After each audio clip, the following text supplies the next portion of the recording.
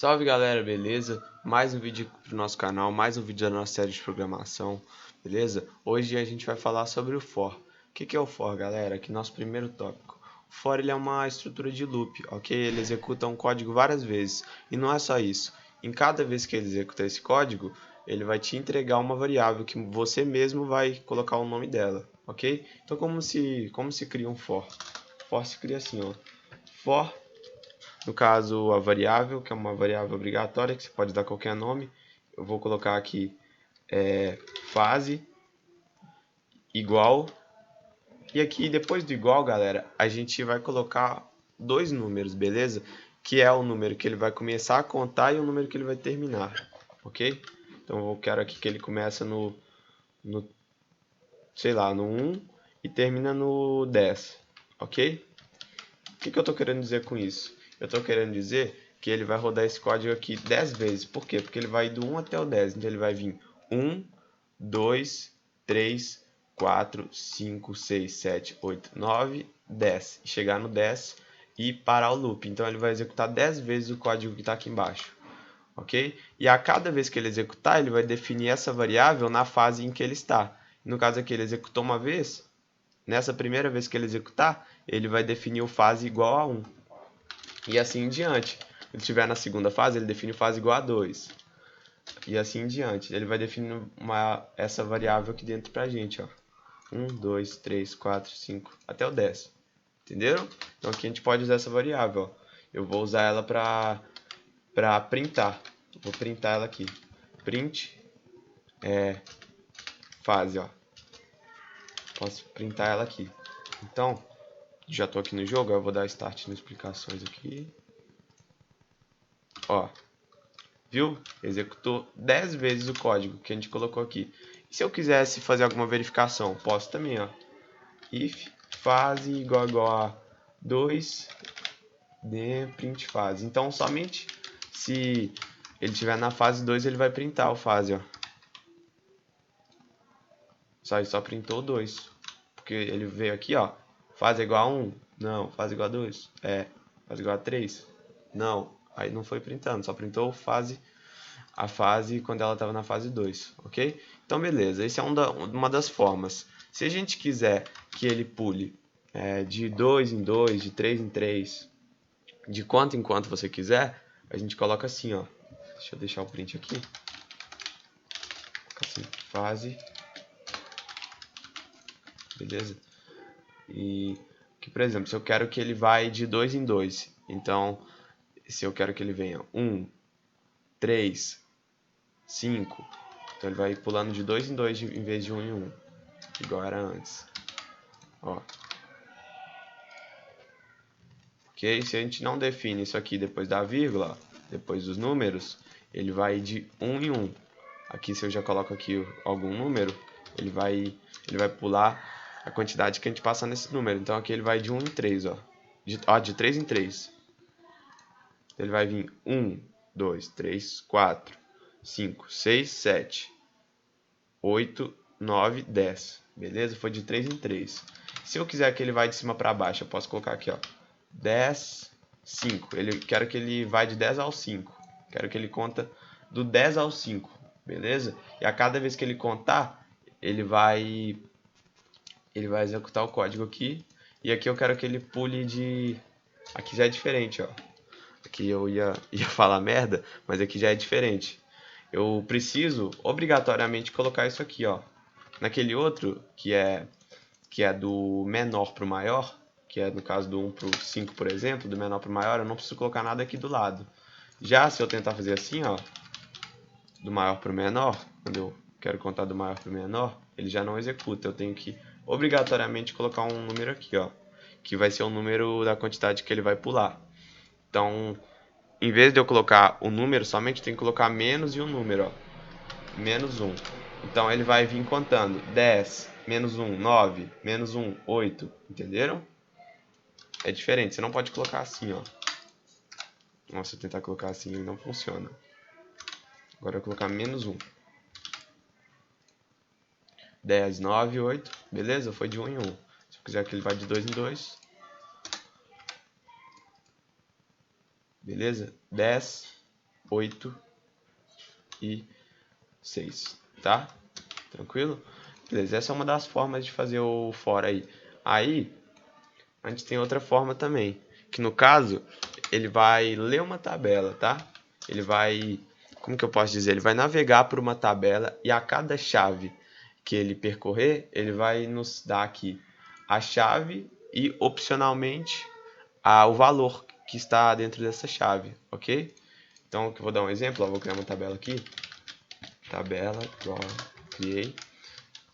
E aqui eu vou criar vários valores, beleza?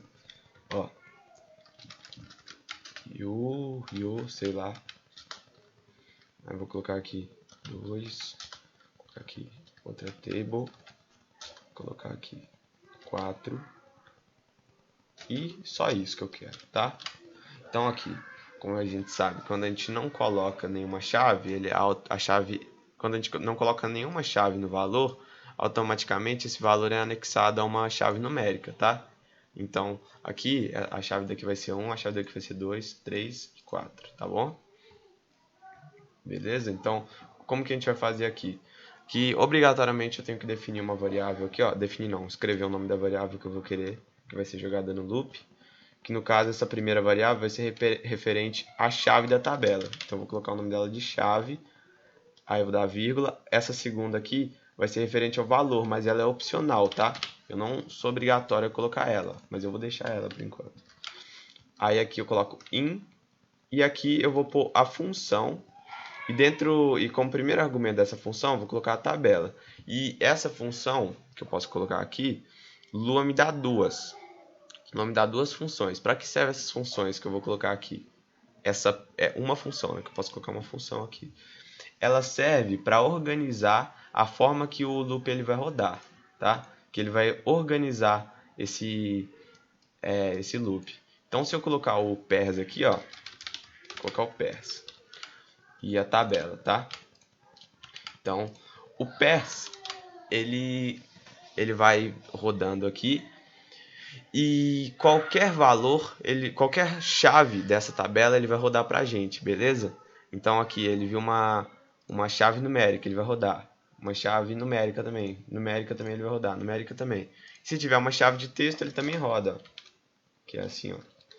Chave de texto, né? Isso aqui é uma chave de texto, ó. Tá?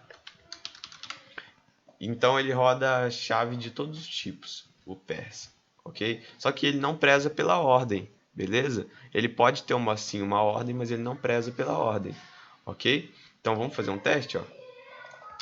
Vamos colocar aqui, ó. Vamos colocar aqui, escrever aqui pairs, ó, para vocês saberem que é ele. Estou usando pairs, tá? Eita. Ah, tá. É porque eu tô colocando aqui, ó. A temp estou colocando int global fase. É uma variável que não existe. Estou tentando concatenar uma variável new aqui. Eu não posso. Então eu vou colocar chave aqui, ó. Fase. Vou colocar assim, chave. Banana. Aí eu vou concatenar aqui. Valor. Aqui. Valor.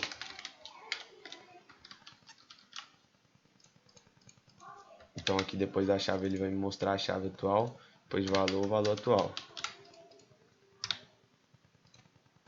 Tá? Deixa eu ver. Aqui, ó. Outro problema, ó. Eu tentei concatenar uma tabela, eu não posso. Como eu disse, eu posso concatenar valores somente valores puros, que é uma string, que é um texto, um número, né, que não tem problema algum. Já uma tabela, eu não posso, nenhuma função, por exemplo. Então aqui eu posso transformar aqui em string, ó, o valor. Que aí ele vai transformar todos em string, né? Que rodar. Ó, chave 1, valor IO, que é aqui o nosso primeiro, né? No caso referente à chave 1. Chave 2, valor 2.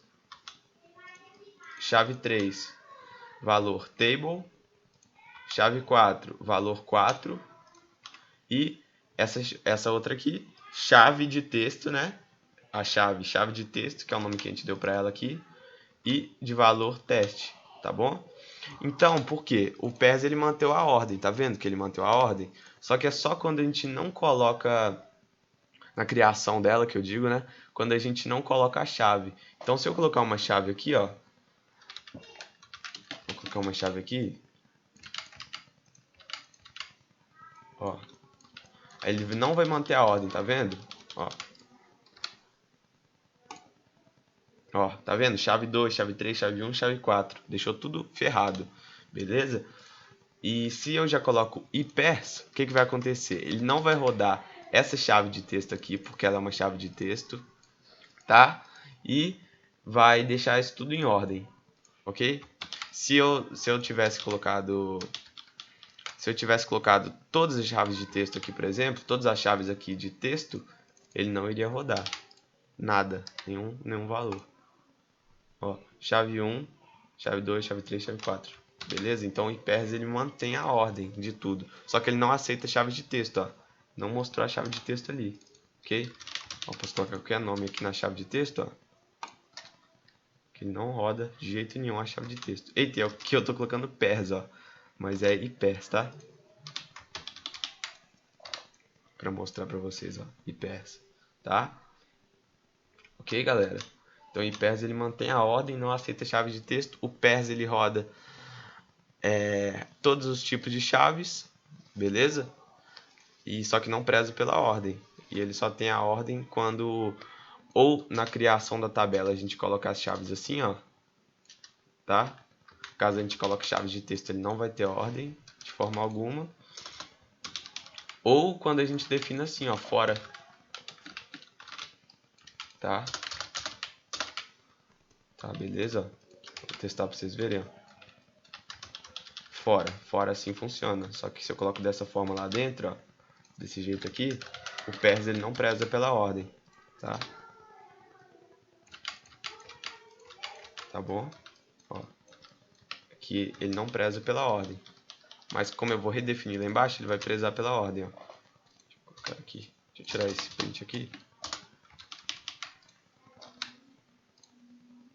Opa. Deixa eu ver se eu esqueci algo. Ah, tá. É porque eu tô tentando definir uma... Tentando fazer uma bagunça aqui, ó. Pronto. Arrumei. Ó. Tá vendo? Bagunçou tudo. Por quê? Porque lá dentro a gente fez isso aqui, ó. A gente não pode pôr isso lá dentro. Tá? Aí bagunçou tudo. E também tem porque tem uma chave aqui no meio, ó. Essa chave aqui. Aí, ó. Deixou certinho agora, tá vendo? Porque a gente fez isso aqui. Caso a gente tire isso fora, ó. Caso a gente não defina fora, ó. Ficou normal na real aqui. Vamos ver por quê. Vou colocar mais um aqui para ver se não é coincidência. Aí, ó, tá vendo? Era coincidência, ó. Deixou tudo ferrado, ó. Ok? E se eu defino aqui fora, ó.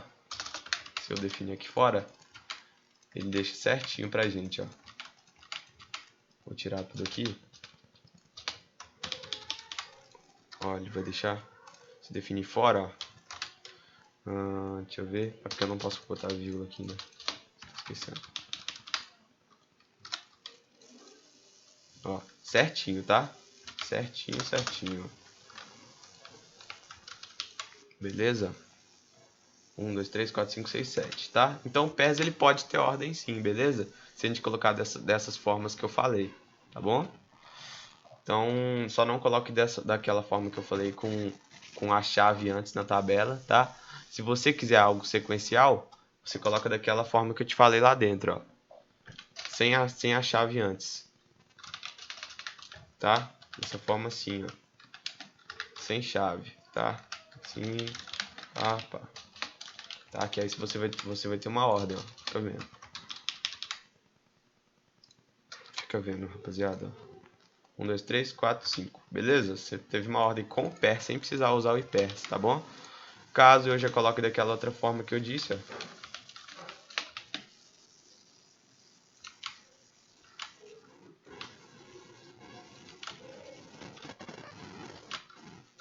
Quatro, 5. Ó, bagunçou tudo, tá bom? bagunçou tudo. E Lucas, e se você quiser parar esse for? Eu uso o break. Ó. Fica vendo. Rodou uma vez só, beleza? Rodou uma vez só, ó. Rodou aqui só o 2, que aqui foi o primeiro, né? Porque, como eu disse, o PERS ele não mantém a ordem quando a gente coloca desse jeito. Então ele rodou uma vez e parou. E se eu não quero parar da primeira vez, Lucas, eu quero parar em uma determinada ordem. E lembrando, depois do break tem que ter um end, viu? Tá? Então aqui eu tenho um end, ó, depois do break, ó. Tá? E se eu colocar aqui, por exemplo, ó, se eu quiser parar somente quando tiver na chave 3. If chave igual a 3, then break end, tá? Fiz uma verificação. Se a chave for igual a 3, então pare, tá? Ok? Então aqui, opa, beleza, tá certo. Se a chave for igual a 3, break, nem rodou o print, ó, rodou um aqui e nem rodou o que tinha o 3, beleza? Se eu quiser colocar aqui para rodar, ó, para rodar ele primeiro, ó, rodar o print, depois para. Ele vai rodar, vai parar, ó. Chave 2, chave 3, beleza? Então, rodou aqui, na chave 3 parou, ó, beleza? Rodou o print da chave 3 e parou, tá bom? Então, você pode colocar vários fors, ó. Aí ele vai fazer um e depois ir para o outro, depois rodar o resto do código, tá bom? Então, é essa a explicação sobre for. Acho que foi um pouco longo o vídeo, mas não tem problema, beleza? Então é isso aí, é nóis, tamo junto.